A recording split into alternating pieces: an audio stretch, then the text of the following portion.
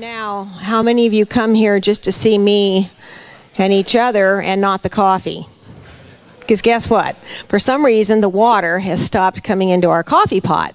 So there are 3 guys in there working on it, and the coffee company's... So as soon as it's back running, we'll have those pots full, okay? So in the meantime, I don't want anybody to start going into spasms or shakes or, you know, all those withdrawal symptoms that we all get. Well, great to see you guys. I know I was gone for a couple of times. Had a granddaughter with a 16th birthday that we couldn't miss, of course. And then I was on the wonderful, wonderful Washington, D.C. trip, which I want Lance just to talk about a little bit and see if any of the guys that went with us are here today to stand up. We had such a fantastic trip, once again. And I'm telling you, if you haven't signed up for that, and you're a World War II veteran, then you just really need to be sure you do that. So, is Bull here today? I don't see Bull and Helen here for the first time ever. So I will go ahead and lead the Pledge of Allegiance. So if we could all stand, and the flag behind you here.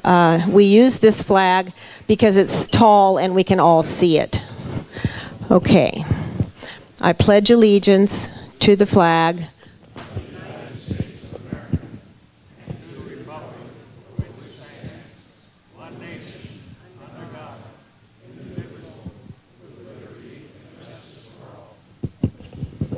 We love that flag.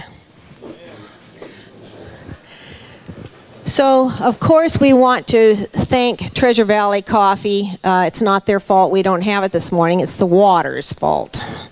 So we want to thank them for always providing that coffee. It's just the best stuff in the world, and they are so, you know, Tom Boyd, who owns the company, is so dedicated to American veterans and the military, and he is so proud to be able to do this. Is anyone from Treasure Valley here today? Okay. We also want to thank Cloverdale Funeral Home because they sponsored the breakfast this morning. They're one of our sponsors, and we do have a couple of people, Terry and Jorge, that are here. If you all could stand up so we can thank you as you need. They're right back here. They're very, very supportive of this museum, by the way. They've kind of taken this place on as their own, you know, in so many ways, and we really appreciate it. They have a lot of special events out there on that beautiful lawn, and you know, I think it's pretty neat to have them come on board. We appreciate it. Most importantly, we want to thank our volunteers, because without the volunteers, we wouldn't have this event. So where are our volunteers? Please raise your hands. All of our volunteers that come here early in the morning, set up all the tables and chairs. They stay and take it all down. They help put the food out. They would put coffee out, but we don't have any water. I guess I don't need to say that again, right? Anyway, you all are wonderful, and we really love you. So let's go ahead and start. And by the way, I'm a little tired this morning. My daughter and son-in-law have their 25th anniversary. They are in Paris, France. And I'm taking care of their 4 children. So not only, and I'm so far past that. I mean, I love them and have fun with them, but, you know, it's just so awesome when they get to say goodbye at the door. Bye, Grammy and Papa and whatever. And anyway, now, so I got 4 kids off to school this morning in 4 different schools, and you know how that goes. So anyway, nice to be here. And there's no coffee, by the way, because we're out of water. Okay, let's start off. We have 2 very special people today, but before we do, that are going to talk to you a little bit. So before we do, maybe I could turn off that music. It sounds like an airplane going through here. How dare it? Anyway, let's find out who's... First of all, I will tell you our event was fantastic. How many of you came to the P-38 Corsair event here? We had over 4,000 people. Can you believe that? 2,300 on Saturday and 1,830, I think, on Sunday. It was awesome. I'm sorry those of you that couldn't come weren't here. It was just a spectacular show. So, and I'll tell you a little bit later on in the year about our show for next year and what we're doing.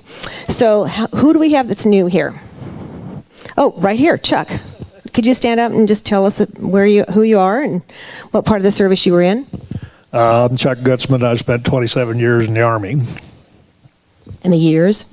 I'm sorry? What years were you in the Army? 1955 to 1982. Okay, so you went through Korea, the end of Korea, Vietnam, Arrow. Okay, where do you live? Where do you live? Right now, I live in Touchmark over in Meridian. Oh, great. Okay, well, we hope you'll come the first Tuesday of every month, right? We really hope you'll be here, and thank you for your service to our country. Okay, who else as I walk through? Over here? Great. This is Julie. Yes, I'm Julie Olson, and both my parents met during World War II. My mom was a Marine, my dad was a Navy corpsman, and they met at Camp Lejeune and got married there. Oh my gosh. Are they still living? Unfortunately not, no. Thank you. We're so glad you came. That's awesome to have you here. Thank you. Do you live here locally? Yes. Okay, well, we hope you'll come the first Tuesday of every month. And are you new? Nope. This is his second time. If I had some coffee, I would remember you. Okay, how about here? Anybody else? Okay, Jack.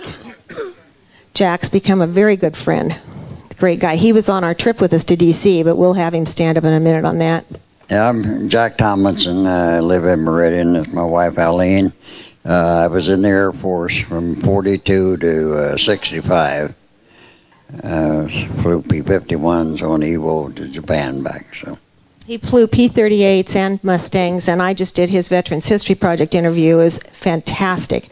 So I'm going to be applauding every one of you to come in and do that. It was an incredible interview. Yeah, he has quite a military history. Yes. Okay. My name is Ernie Resendez. I was in the 280th Field Artillery Battalion. I fought in World War II in the 9th Army under General Simpson. I live in Boise right now. This is my first trip here. I've been here before, but to the meeting, and I was on the honor flight that we just had in September, and it was awesome. It was just, I'm still trying to come down out of the high. Yeah, it really is that much fun. It's just awesome. So thank you so much, Ernie, for being here. We had a great time together. Okay, who else over here that's new? Over here?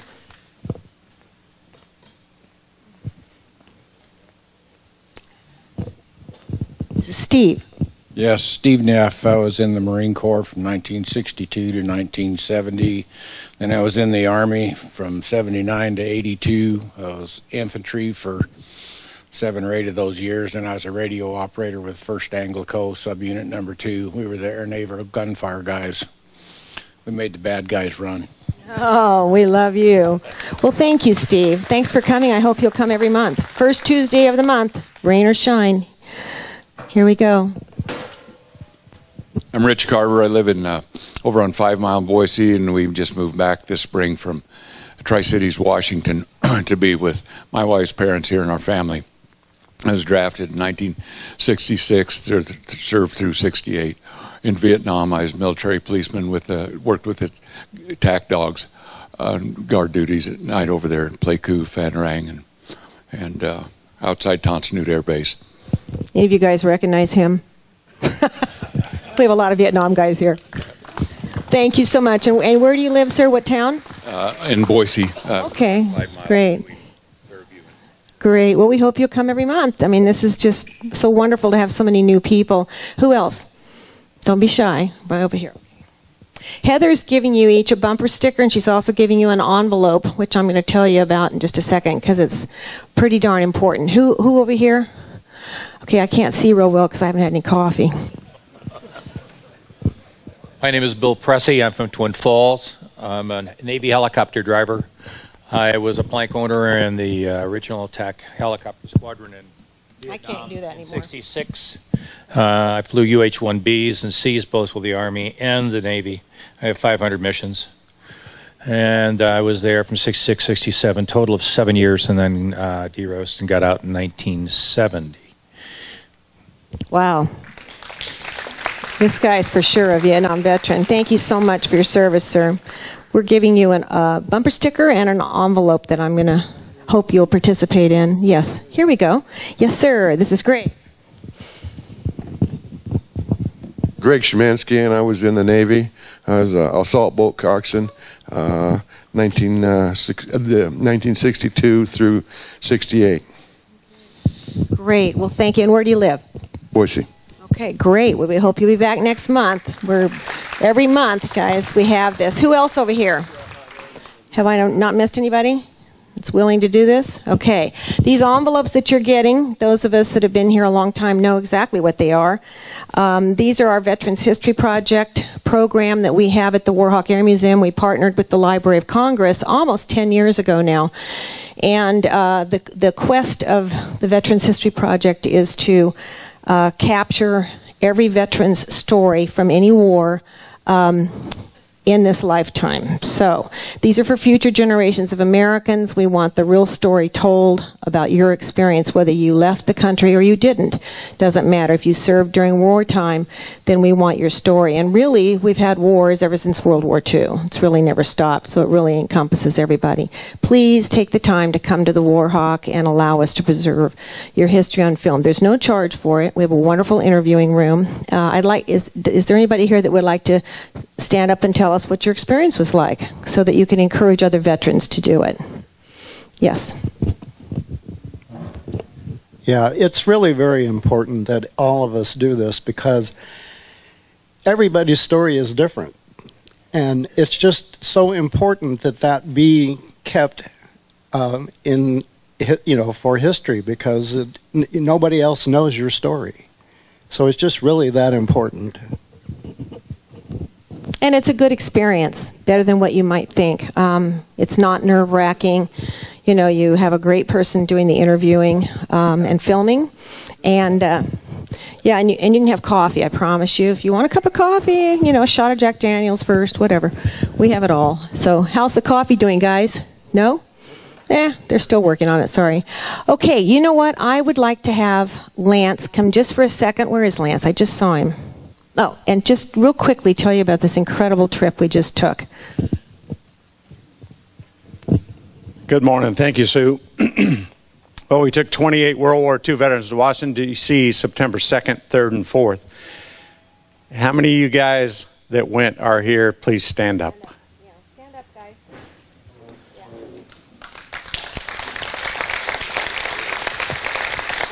And I would also like the volunteers, the guardians that went on that trip to also stand up, please. Please, Claire, come on. Sue. Is that, we got Don in the back. We can't do what we do without the guardians because we had a higher percentage of veterans that were in wheelchairs, so we needed the extra help. But we did very well. The weather back there was beautiful. We didn't have any issues like we have on a couple of the other flights where we had rain, but they're the cleanest veterans, World War II veterans in Boise, the guys that went on the first flight because of all that rain. We had a beautiful day, and Ernie said something. He said he still feels the high from that trip, and Ernie, that was because the brownies actually were made in California, and Oregon. Oh, that's right, Oregon or Washington. I'm sorry. You give a joke and you pull the plug, so. But Ernie wrote a very nice a poem about the trip, and just so you guys know, I'm working on the photo album, so you'll be getting, each one of you guys that went will be getting one of those, and we're going to try to get Ernie's poem in there as well. I think that we have a lot of work to do for our next flight, so if you're out talking to people about honor flight, they can contact me at any time, or Sue or the Warhawk, and they'll get the message to me. We have a lot of work to do to take our next flight. A lot. We're getting free tickets from Southwest, and we don't get those anymore. So we have to pay full price, and it costs a lot more money. So when you're out talking to people, let them know that you had a great time, or you would like to see your good friend go, or your grandfather, or your father, or your brother. But let's do this. Let's continue this on so that we have a flight next year. I'm pretty hopeful that this works out, and I think it will. So thanks for this opportunity, Sue, to talk to everybody. We had a great time. I never seen so many laughs and smiling faces, and except for Claire. Claire was just humbled the whole time. And martinis and wine. And a couple of those fix a lot of problems. They really do. And I also got to say, who's wearing one of their honor flight jackets? Would you stand up? You got your jacket on? put your jacket on, so that I want you guys to know that Claire Frost bought these jackets for every one of these veterans on this flight.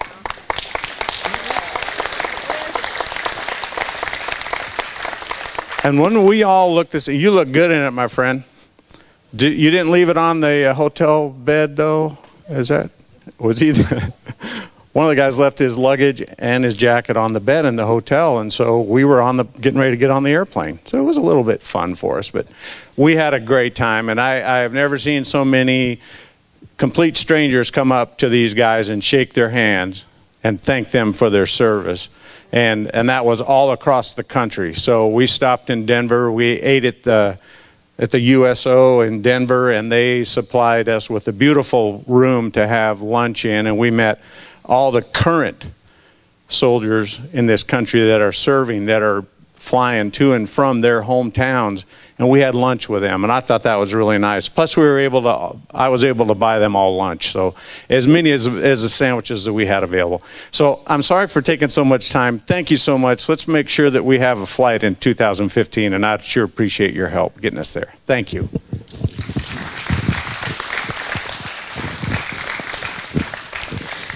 Okay, since I don't have any coffee, I can't remember what else I was supposed to say. So luckily these two know it's their turn anyway.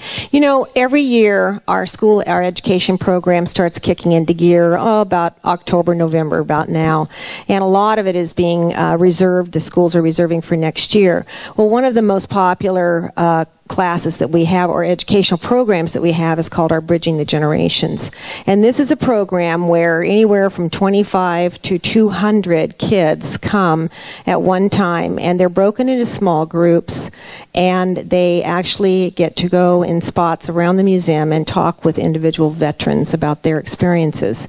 It's a very popular program. There are school kids. We have over 3,000 kids a year that come here for these programs, and many of the schools are repeats, and the kids the year before can hardly wait because they know the following year is going to be their turn to come to the Warhawk Air Museum and talk with these incredible men.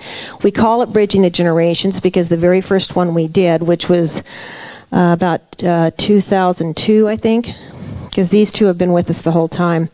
The bus arrived. We'd never done it before. We had 18 World War II veterans in the coffee room, having coffee, by the way, and they were in there kind of grumbling about it. We don't know what we're going to talk to these kids about. They're not interested in our stories, and you know, we don't know what's going to happen, and they were kind of grumbling away. Well, I went out and messed with the school bus, and all these kids piled off, and they're all yawning, and they're already bored. They haven't even walked through the door yet, and they don't want to be in a dumb museum, and they don't know anything about who they're going to be listening to, and it was just this mixture of feelings. And so they came in, and we had our morning, and it was absolutely magical. The bonding that happened between those school kids and these World War II guys was absolutely incredible. Carmelita Pope has been involved for many years, and she's was a USO actress during, and of course the girls just flocked to her and loved listening to her stories. So what happened was magical, and it became the most popular program we do out here from then on. And many of these guys, like Bill and Chet and Chauncey, who's back there, have taught over 10,000 kids here. That's a load in a lifetime. And so these two, Bill Gornick and Chet Bowers, I've asked them if they would just talk to you each, just like we do. This is what our program is. They'll each have about 20 minutes, and they're going to tell you where they were December 7th, 1941, and where they went from there. Bill was in the 14th Air Force and was on B-25s flying into China. And Chet was a B-17 co-pilot flying over the beaches of Normandy during the invasion. So they both have had vast experiences, and as young men, they both have cabinets here that you can look at afterwards. And Chet's is back here. Bill's is in the next wing off to the right. So let's go ahead and start with Bill Gornick. Bill's going to get up and tell you a little bit about his military experience from 1941 forward. Stand wherever you want. You're going to need this, though. You have to use that. Keep the mic right up to your mouth. When Sue asked me to come out here a couple of weeks ago to talk to you.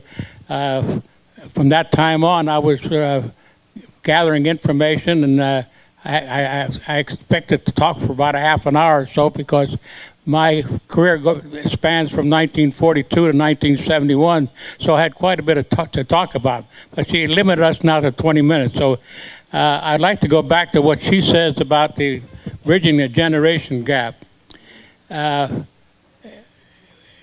When we talk to the young people, the first thing they want to know is all the gory stuff. You know, did you get real bad accidents or whatever? So I'd like to talk about some of the serious things that happened to me during my career. When I went overseas to China in 1944, I went over with a crew, a 5-man B-25 crew. I say 5-man because we trained as a B-25H model, which only carried 5 people. That's one of the few bombers in the Air Force or Army Air Corps at that time that didn't have a co-pilot. The guy that flew in the right seat was actually a cannoneer because the B-25H had 14 50 caliber machine guns plus a 75 millimeter cannon in the nose. At any rate, when I went overseas, I went over with 4 other fellas. One of us was, my pilot was from Wyoming. He was a rancher, and the guy was our navigator, or bombardier navigator, was from Cleveland, Ohio. I was from Pennsylvania. The radio man was from Michigan, and the tail gunner was from South Carolina. So we were here at 5 men from all over the country. Each one of us came from a different religious background, by the way, and different walks of life. We trained for several months in Columbia, South Carolina. We ate together, we recreated together. Everything we did was together. So the 5 of us, after about 3 months of training, before we became combat ready, we were so close that any one of those 5 guys would have gladly died for the other. That's how close we were.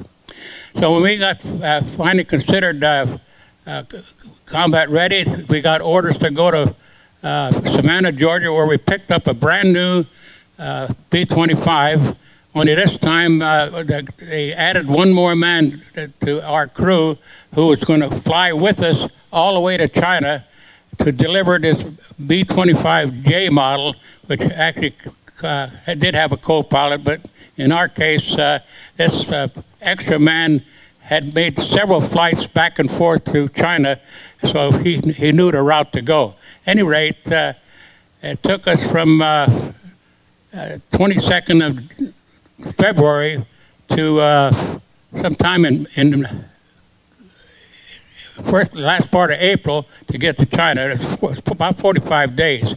During that time, we got closer and closer. So when we finally got to China, we thought we'd go right into flying combat, but they threw another curve at us, and they said you can't go on the combat mission when you first get there, because you got to get a little bit of experience, and I suppose the real reason to kind of get the jitters out. At any rate, on the 13th of May of 1944, 3 of my buddies, a pilot, a radio man, and a tail gunner, went with a different crew and never came back.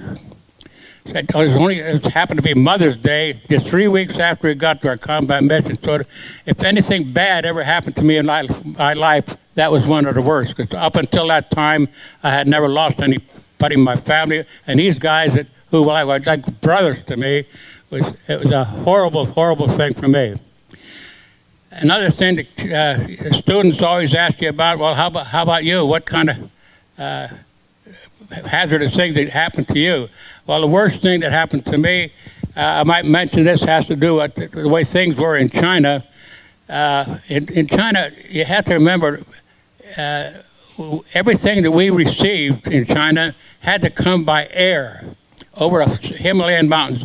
China at that time, during World War II, was completely surrounded by the Japanese and covered. By the way, that was the China theater was the largest theater in the whole world, encompassing something like 5 billion square miles or more, and the only way you could get to inside China was by air over Himalayan mountains. And to me, those guys, by the way, that flew the hump back and forth delivering gas and bombs were the true heroes of that era. At any rate, as far as talking to the students about what happened to me, in China we didn't have a sophisticated anti-aircraft guns like they did every place else in the world. Our only thing that we had for anti-aircraft guns was a hole in the ground about like a little pit, about 4 feet deep and about 6 feet in diameter, and in the middle of that pit was a twin 50s mounted on the pedestal, and if your name, and by the way, these 50 caliber machine guns, in case of an air raid, the enlisted flight crew members were on a roster, and if your name happened to be on that roster on a particular date the Japanese were coming to bomb you, it was your duty to man those guns. On this one particular time, when the Japanese we sent Kuilin, China, we got what they call a red ball, or 4 ball rather. That means that the Japanese are practically overhead. Anyhow, when alert happened, it was my name was on the roster that day, so I manned those guns. And when the Japanese came over, they were in that particular mission. They were dropping what we consider anti-personnel bombs, and we called them banana bombs. Because these bombs were a lot of times they dropped when they did drop demolition bombs. They were after, excuse me, either the revetments or gas fuel dumps. In this case, they were apparently after personnel. So they dropped these personnel bombs, which were probably 75 or 100 in a bundle. So when they dropped them out of the airplane, they spread out, and it fell just like rain all over the place. In this particular day, when I was manning these guns when they came over, and by the way, shooting 50 caliber machine guns at airplanes up in the air, it was actually a farce. I don't see how you could hit it at high, but I suppose they thought it might scare the Japanese. Yeah. But anyhow, as I was firing away, all of a sudden I heard this plop, and I looked over, and about that far away from me was one of these Japanese bombs, and this is a replica of one of these Japanese bombs. The way these bombs work, you see real close, I'll have it here on the table after a while, there's a little propeller on the side of this bomb, and that propeller, it's on an eccentric screw. As it drops down, it turns out, and when it falls out, that arms the bomb. And inside this part of it here is a rod that the inertia of the bomb hitting the ground, the inertia drives the firing pin into a booster, and the booster then sets off the main charge, which is about the size of those hand grenades. And this, by the way, is just about the exact size of a banana bomb. Anyhow, when I saw this thing laying over there, I could see that this little propeller was not all the way out. So I just reached over and gingerly screwed it back in. Now I had a bomb, a loaded bomb in my hand. The next morning we took it all apart. You're able to take these apart by just simply screwing this part off. And when I did that, the booster fell in my hand, and I threw it as far as I could, and of course it exploded. I put it back in, and I actually brought this bomb back home in my luggage, and I gave it to the Elks Club in Lorain, Ohio, and a couple of years ago I wrote to them, and I told them I'd give them $500 if they give it back to me, but they never answered my letter. But anyhow, I do have some pictures of the actual bomb that I brought back to the States. Any questions?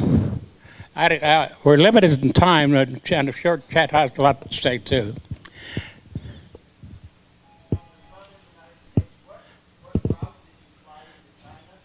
I beg your pardon? Okay, we left Savannah, Georgia, with this brand new B-25J model. Flew down to Florida, tip of Florida. From Florida, we went to Brinquin Field, Puerto Rico. And an interesting happened thing there. I'd like to mention that too. When I went overseas, I was so green. You know, I didn't know anything about the airplane because it's a long story, but anyhow, how I got to be an engineer gunner. And when we got there at Brinquin Field, the pilot apparently parked the airplane in the wrong area. So when we landed, the crew, the pilot, the navigators, and the radio man went to the ops, and the tail gunner and I had to stay with the airplane and guard the airplane because we had the Norden bomb sight and the IFF equipment. So as we were sitting under this airplane, a guy in a Jeep came by, a staff sergeant, and he says, you guys are parked in the wrong area. You got to move your airplane. And he pointed about a mile away to where all the B-25s and B-26s and other aircraft of that type were going on the way to Europe. And I said, well, how soon are you going to send a tug out? And he says, well, taxi it over. He's telling me to taxi the airplane over to this about a mile away. And by the way, there were actually two ramps separated by apparently an irrigation type ditch. There was only a small taxiway that went over this ditch. The ditch is about 16 feet deep, and this taxiway was only wide enough, just a little bit wider than the landing gear on the B-25. And I didn't have the nerve to tell this guy that I never even started the engine on the B-25, let alone taxi it. So I said, okay. So he left, and my tail gunner says, Bill, are you really going to do that? I said, yeah, because up until that time, since I recognized how dumb I was, so everything that my pilot did, I remembered it, and I tried to, in my mind, learn how to taxi the airplane. So I watched him, and I told the tail gunner, I said, you see if there's a fire or anything. You take the fire extinguisher, and I would start it up. So I did start the engines up, and I told him, I said, well, you watch the wingtips. So I taxied out to this place where we're going to cross this ditch, and when I says, when a nose gear is level, you let me know. Give me the high sign, and I lined up with this little overpass on this thing, and I said, when it's okay, give me the high signal. So I poured the coal on, and across we went. And by this time, I was soaking wet, sweating. And we parked where we were supposed to. When the crew came out, and I said, hey, how'd you move it over? I said, I just nonchalantly told them I taxied it over. Anyhow, that's a true story, so help me God. Anyhow, from Brinquin Field, then we went to Trinidad, and then a couple of islands in the Caribbean Sea, and the northeast part of South America to Belém and Natal, and finally at Natal, Brazil, we flew the airplane across to Ascension Islands, which have been right in the middle of the Atlantic Ocean, and from there, for an overnight trip there, and flew to the Gold Coast of Africa, where all that Ebola stuff is going on right now, and flew across Africa. Has a fantastic trip, particularly this little guy from a little town in Pennsylvania. You can't imagine how I felt. A culture shock. While we were in South, after we passed through Egyptian Sudan, a lot of those names have changed since World War II. Went to Aden, Arabia, where we spent about a week. At Aden, Arabia, by the way, is what is Yemen now. And we spent some time there. We visited many biblical spots, like we were told the place, one cave we went to, it said that's where Samson was supposedly seduced Delilah. And we visited what they call the 7 wells of Bathsheba, and a whole lot of biblical places. And finally we went across the Arabian Sea and to Karachi, India. And I say Karachi, India because it was India in those days. Of course, now it's Pakistan. After staying in Karachi for a week or so, some weird things happening there. And anyhow, went to Agra where the Taj Mahal. We visited that and even actually went inside. And then went to a place called Barrackpur, India, and across the hump into China after about 45 days, and delivered that airplane to the Flying Tigers, and that ended that trip. So it's a fantastic trip. I think what we're going to do, I'm going to have Chet talk a little bit about his experiences, and then I'm going to take questions for both these guys. And I have one big question I want to ask you both too, but let's let Chet talk. Okay, and then we've got, just hold your questions because, you know, these guys are loaded with information. Okay, Chet Bowers. That's me. Yeah, it's a pleasure to be in front of such a distinguished group of mentally mature Americans. And I think we would do well to move this whole body to Washington, D.C. and tell everybody there to go home, and we get out of this mess. Amen.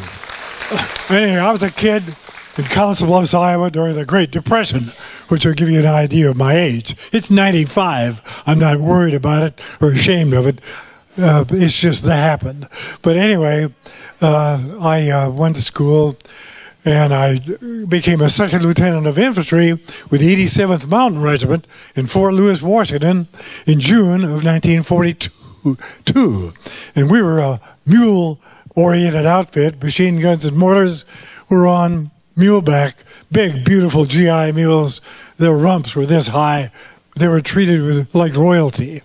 And anyway, I followed the mule up and down Puget Sound, and I saw these B-17s go over and P-38s. I thought, oh, those really guys have got a way to get to the war, and they're pretty comfortable doing it.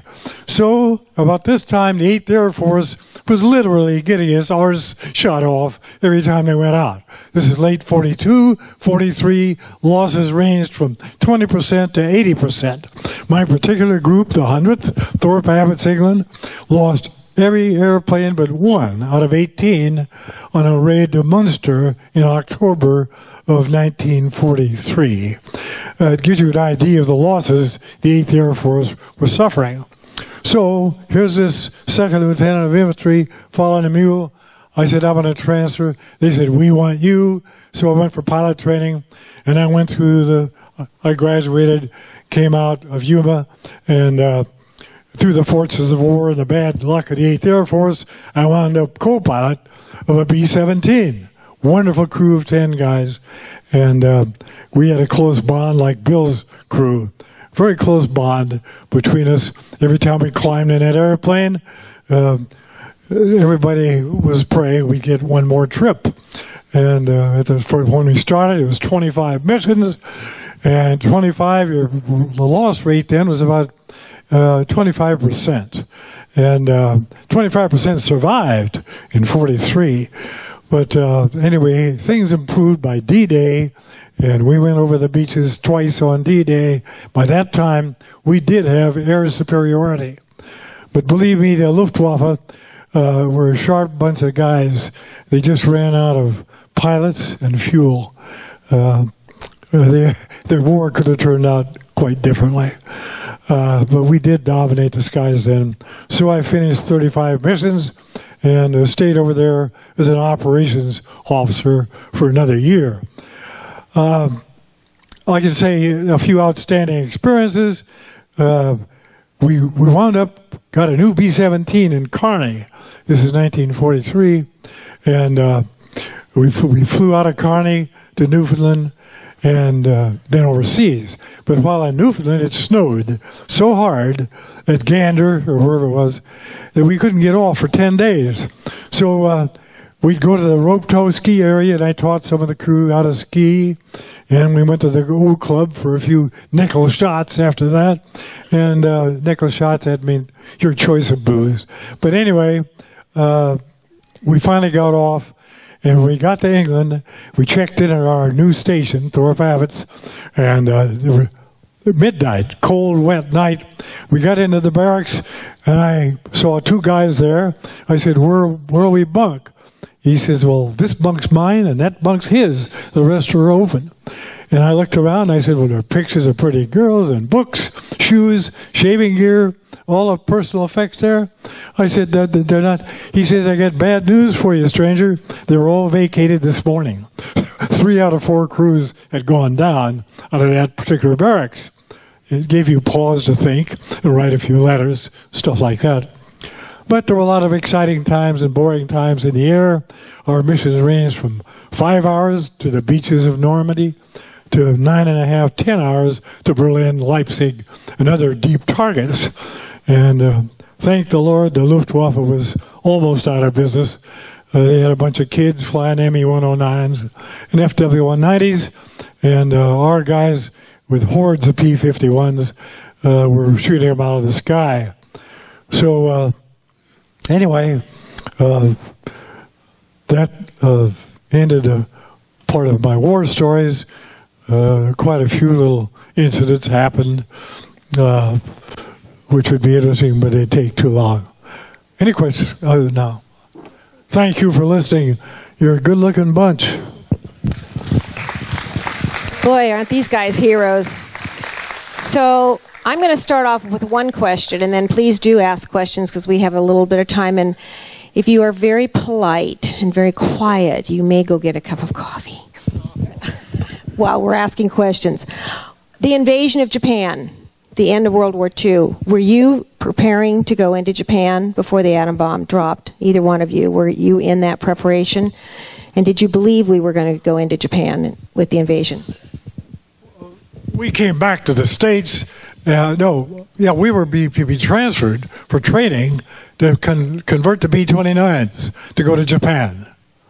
So, yes, we were ready to go to the East. Not with great glee, but we were ready. Okay, Bill, how about you? Did you want to know about Pearl Harbor Day? Yeah, Pearl Harbor Day. Pearl Harbor, I was at the University of Nebraska, and I was a junior. And we had the Majestic playing Glenn Miller and Benny Goodman, and that wonderful music of a time period that we'll never forget. The kids today ought to learn. But anyway, we were listening to the Majestic and radio, and they interrupted and said Japan had declared war on us, and we had declared war on Germany. So the classrooms started emptying at that point. Lots of parties out at Freddie's Tea Room, who serves Schmidt's City Club and popcorn, and people were leaving every day, joining the service, volunteering. Did you even know where Pearl Harbor was? What? Did you know where Pearl Harbor was? I knew where Pearl Harbor was. Yeah, well, I'd gone to school. Bill, where were you December 7th, 1941? I was at a Slovenian club in Stilton, Pennsylvania, polka and drinking beer and eating sausage and sauerkraut. And how did you hear? Somebody came in. Of course, everybody was raising hell and having a good time. And somebody came in and said, Japanese bombed Pearl Harbor. And the place immediately quieted down, and everybody knew we were now in the big war. Were you still in the military when the invasion of Japan was being planned? I was actually returned from China, and they sent me to a recuperation place. They said in California to get rid of, I guess, battle fatigue. I didn't even know what the hell they were talking about, battle fatigue. And it's anyhow, I was on my way to Turnerfield, Georgia, waiting for our next assignment before the war was over. And in fact, I was in Turnerfield, Georgia when the war was over. And how did you hear the war was over? How did you hear that the war was over? Oh, victory in Europe or World War II? Dropping the bomb. Boy, see, I don't recall. I don't even know where I was. But make it up. But yeah, well, our VE Day was great. I was in London. Yippee skippy. Yeah, Carmelita was there too. She was. Where were you when? You guys have to just hear this. This is awesome. She was a USO actress in Italy. And how did you celebrate the end of the war with Germany? Well, we were playing in Siena, doing our show there, and of course when the war was over, nobody would come to see our show because everybody was celebrating. And a friend of mine with a B-25 said, I'll pick you and your roommate up, we'll go to Rome and we'll celebrate. And that's what we did. We celebrated. But you know, the guys over there weren't celebrating probably as much as the people in the United States because they knew that, sure, the war was over in Europe, but Japan was still going. And they all thought, that's our next job, is going to go to Japan. Thank God most of them didn't. Thank you. Any questions at all? Okay. Oh, well, I do have one question over here. If you want to, I'll repeat it. Go ahead, Ron.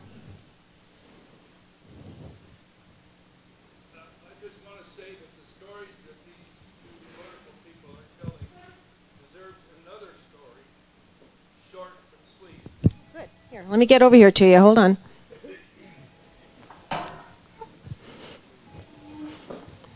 I'll just skip it.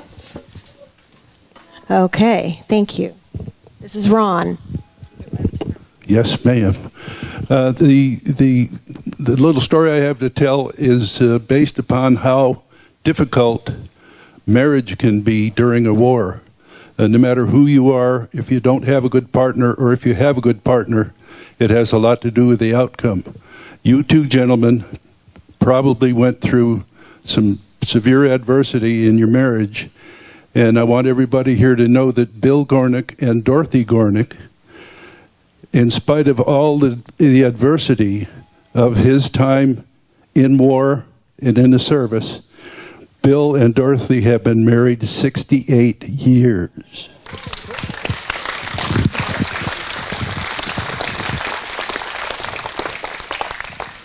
Wow. And Chet, how long were you married?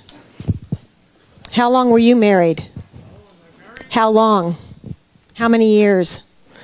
How many years were you married? You can make it up if you want. 50-something. 50-something. I love that guy. Yeah. Awesome. That's enough. Okay, yes. Question? Comment? Okay.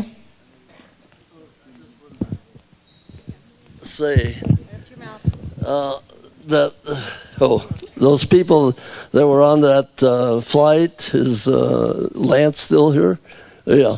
Okay, the people who were on the flight to D.C., there was Don Nelson from Channel 6 was also on that flight, and we got into some pretty good conversations. Now, according to Don, I talked to him last week, and he said that they were going to make a film of a video of the trip, and they would show it sometime around Veterans Day. And alongside with that, I'm not apologizing, I'm complaining the fact that I am almost 91 and I still work 40-hour weeks. And Don came out last week and filmed me working on the brake. I work on sheet metal, working on the brake, and he's making a film, and that will be on, I think it's what he calls 6 on Your Side or something like that. And I don't know when. He's going to let me know. And he's going to coincide it with the D.C. flight. So that'll be sometime in November, as far as I know. So if I get on if you see me on the TV, I'm not very photogenic, so I'll disclaimer. It wasn't me. I'll say it wasn't me. Well, as long as we don't have to ask for your autograph from then on. Right, we're all pretty common folks here, right? Yes, sir, Lyle. I just got one word to say. Me and my wife sitting right there have been married 71 years. Okay, have her stand up. Stand up. Oh, she won't stand up. Good for you, Lyle. That must have been a really big challenge for her. I know, because I spent my 50th year this year, and that was a huge challenge. No, not really. Okay, anyone else? Oh, this has been so much fun. Oh, one more. Yes, sir.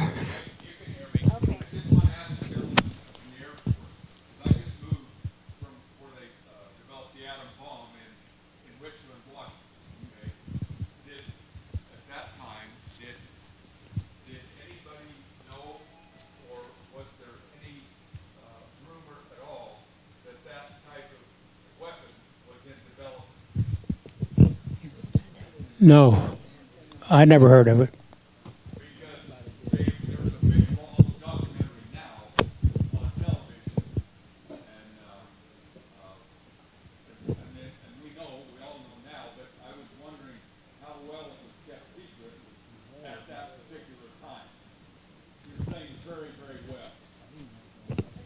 You think so, Chet? It was kept pretty secret?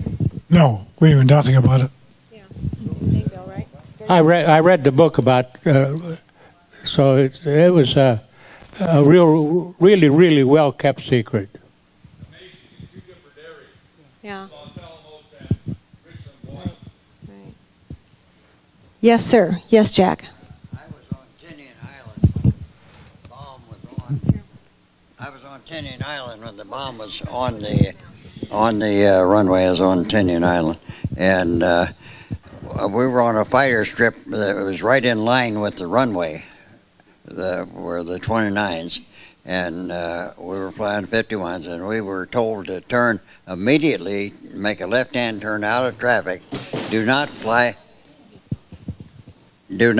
over the that field, or they would shoot us down, and they were serious.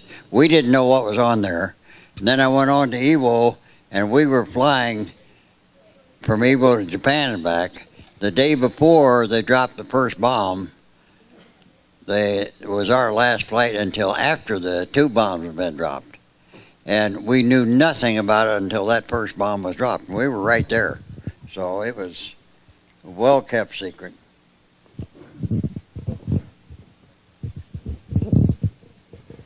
Anybody else?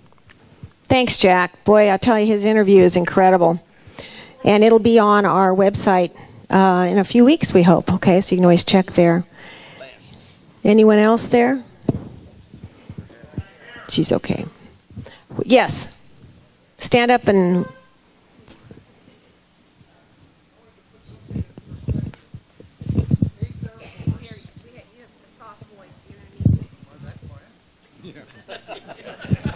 Not according to my wife.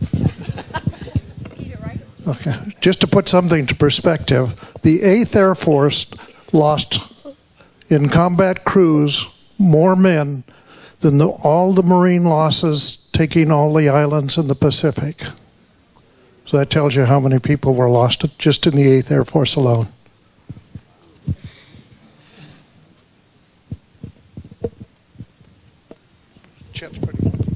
Yeah, he is very lucky. Yes. Yes, over here. Where? Raise your hand. Can't see if you don't. Here you go. I was just a kid in southwest Virginia in the coal mining areas when World War II was going on. And I remember so clearly when the war ended in Japan, because my Uncle James, he just came back home. And he was carrying a duffel bag on his back. He had a samurai sword sticking out the top, and he had a P1 pistol in the back. Well, I just got back from Southwest Virginia Monday night, and my first cousin, who was my Uncle James's daughter, invited me and my daughter and one of my sons to come to their house for lunch. And Uncle Jimmy was there, and he was 95 years old. His mind was real good. And after we finished eating a little bit, we sat down, and he told his daughter, said, "Go get my shine out of the refrigerator." So she bought it to him in a little pint fruit jar, and he insisted that I had to have a little shot of pine with him. And here he was, 95 years old, and he could still talk about the service and all, even though he didn't talk a lot. But it's just amazing how our famous great generation are still hanging in there, and there's something for all of us to emulate in the future. Thank you. Yeah, you wouldn't believe the shine these 90-year-old guys drank at Washington, D.C. I didn't know it was called shine. I thought it was vodka martinis and just kidding. Just kidding, guys. I won't tell, I promise. I promised you then. Okay. Well, this has just been awesome. What a great day. I mean, really, this is our favorite day of the whole month, every single month, to have all of you here. I do want to tell you quickly, next month is going to be about Vietnam. Next month, Jim here? Jim Leonard is going to talk about his experiences as a dust-off pilot in Vietnam in combat. So it's going to be quite an interesting story, and I hope that all of you will come and bring any friends that you have that haven't been here before, or even if they have them be sure to come back. And then at that time I'll tell you a little bit about what our next year is going to be, because it's going to be a pretty special year, 2015, here at the museum. So next month will be Jim Leonard, and it should be really great. And the doors are all locked because every bit of this coffee has to be drank. You are not leaving. The bathrooms are all clean. Okay? So anyway, anything else that we need to say here? Okay, have a great week, all right? And no big rush. Stick around as long as you want.